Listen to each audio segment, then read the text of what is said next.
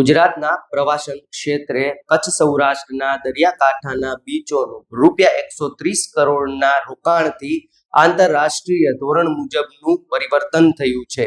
ટકાઉ વિકાસ આધુનિક માળખાકીય સુવિધાઓ દ્વારા આ બીચોએ વૈશ્વિક માપદંડ સ્થાપિત કર્યા છે.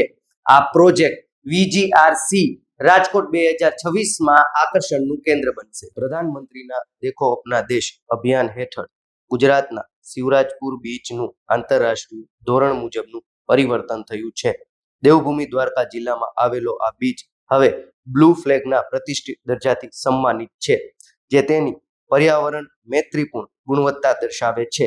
અહીં arrival plaza, snow curling zone, cycle track અને બાળકોના ખેલ વિસ્તારો જેવી આધુનિક સુવિધાઓ વિકસાવવામાં આવી છે.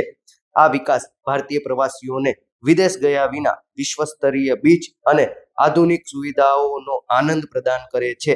જાન્યુઆરી 2026માં રાજકોટમાં યોજાનારી વાઇબ્રન્ટ ગુજરાત કોન્ફરન્સમાં કચ્છ સૌરાષ્ટ્રની પ્રવાસન સર્કિટમાં રોકાણની વિપુલ તકો ઉજાગર થશે.